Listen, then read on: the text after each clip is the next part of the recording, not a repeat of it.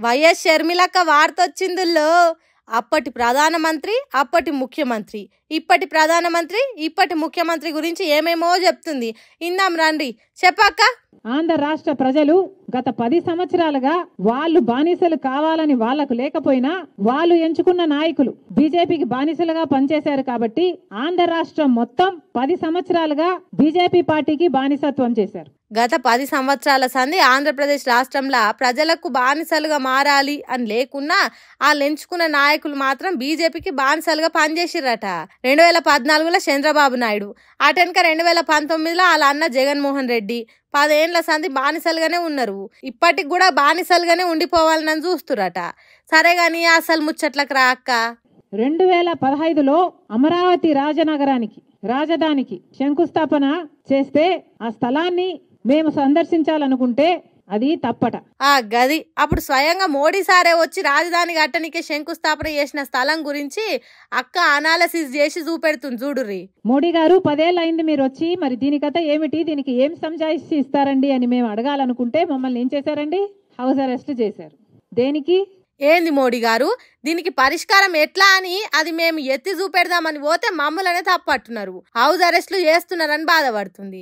శంకుస్థాపన చేయనికి వచ్చినప్పుడు మోడీ సార్ ఏదో స్పెషల్ గా పట్టుకొచ్చిండంట కదా అక్క, గది కూడా ఏంటిదో చెప్పరాదు? ఉట్టి చేతులతో రాలేదు, 10 సంవత్సరాలు మట్టి చేతులతో వచ్చారు. పార్లమెంట్ నుంచి మట్టి తెచ్చారట, యమునా నది నీళ్లు కూడా తెచ్చారట. ఆవుగానక్క రాజధాని శంకుస్థాపన చేసి పోయినాక ఢిల్లీకేంచి వచ్చి ఎన్నిసార్లు పనులు ఎట్లా జరుగుతున్నాయని చూసిపోయినరక్క. 10 సంవత్సరాలలో కనీసం రాజధానికి 10 సార్లు అయినా వచ్చారా? కనీసం 10 సార్లు తిరిగి చూసారా? కనీసం 10 సార్లు అయినా ఏం జరుగుతుంది అమరావతి గురించి అని ఆరా తీశారా? ఆంధ్ర రాష్ట్ర రాజధాని కోసం కేంద్ర ప్రభుత్వం ఎన్ని నిధులు ఇస్తుందో ఏం కథనో అన్ని ఎప్పునాకనే పోవాలని అనుకొచ్చింది షర్మిలక్క. మరిగా ఈ ముచ్చట ఎంత దాకా పోతుందో ఏమో గాని అదంతా పక్కకు పెడితే ఏది ఏమైనా అక్క మాట్లాడే మాటలల్లా ప్రాస ఉంటది చూడుర్రి. ఏం మాట్లాడిన ట్రెండే పొర్రి. ఇక మరి అక్క డైలాగ్ల లిస్ట్లా ఈ మాటలు కూడా చేరేతట్టే కొడుతుంది కథ చూస్తుంటే. ఏమంటారు? సింహాచలం గోడ కూలిపోయిన ముచ్చట మీద ఏపీ మాజీ సీఎం జగన్మోహన్ రెడ్డి మాట్లాడిండు. ఇక మాట్లాడుకుంటా ఏదైనా కూడా పబ్లిసిటీ కోసమే అని చేసేది, ఏదైనా డైవర్షన్ పాలిటిక్సే. పుష్కరాల సమయంలో కూడా గతంలో చూసాం ఏ రకంగా 29 మందిని బలికొన్నాడో కూడా మనం చూసాం గోదావరి పుష్కరాలలో, రాజమండ్రిలో.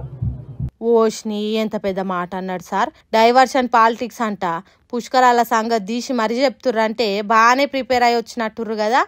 మరి ఏ అధికారికైనా కూడా ఇలాంటి ఘటనలు జరిగినప్పుడు భయం ఉండాలి. ఒళ్ళు ఉద్యోగాలు ఊడుతాయి, యూనిఫాములు ఊడుతాయి, బట్టలు ఊడుతాయి అన్న భయం ఉన్నప్పుడు ఎక్కడైనా కూడా డిసిప్లిన్ అనేది ఉంటుంది. ఎక్కడైనా కూడా ప్రజల జీవితాలతో చెలగాటం ఆడడం అనేది ఎక్కడైనా కూడా మానడం అనేది జరుగుతుంది. అంటే ఇప్పుడు అధికారులకు సర్కార్ భయం లేదంటారా? మరి ఎందుకు వచ్చినారు? మరి మీ సమక్షంలోనే మీరు ముందస్తు ఏర్పాట్లు చేస్తూ ఉన్న పరిస్థితుల మధ్య ఈ గోడ కట్టడం ఎందుకు చేశారు? 70 అడుగులు గోడ పొడుగు, 10 అడుగుల ఎత్తు, కనీసం ఒక కాంక్రీట్ పిల్లర్ లేదు. గోడ ఏ రకంగా కట్టనిచ్చినారు?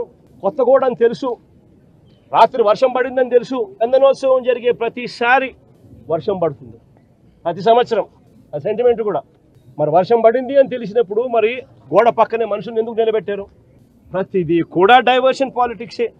అయితే అధికార సమక్షంలోనే ఇదంతా అయిందంటారా? జగన్ అనే వ్యక్తి ₹1 కోటి ఒక్కొక్కరికి ఇచ్చి ఆ కుటుంబాలను ఆదుకున్నారు.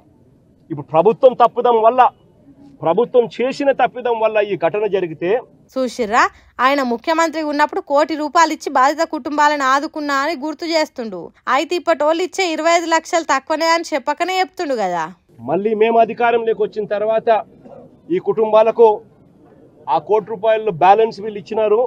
మిగిలిన బ్యాలెన్స్ డబ్బు మనం ప్రభుత్వం వచ్చిన తర్వాత నేను స్వయంగా ఇప్పిస్తానని చెప్పి కూడా ఇప్పుడు ఆడ గోడ ఊలిపోనికి కారణం సర్కార్ నిర్లక్ష్యం, చంద్రాల సార్ తప్పిదం తప్ప వేరే కారణం లేదు. అన్యాయంగా వాళ్ళ పానాలు పొట్టన పెట్టుకుర్రు. మీరు ఆ కుటుంబాలను ఆదుకున్నా ఆదుకోకపోయినా మళ్ళా వాళ్ళ సర్కార్ వచ్చినాక గుర్తు పెట్టుకొని మరి బ్యాలెన్స్ పైసలు ఇస్తా అని హామీ ఇస్తుండు జగన్మోహన్ రెడ్డి. వీళ్ళు ఇచ్చేదేందో ఇయ్యందేందో గాని అన్యాయంగా పానాలు వాయే. పోయిన పానాలని ఎట్లనే తీసుకురాలేరు గాని బాధితులకైతే న్యాయం చేయురి సార్లు అని వేడుకుంటుర్రట అక్కడ పబ్లిక్ అంత ఇప్పుడు.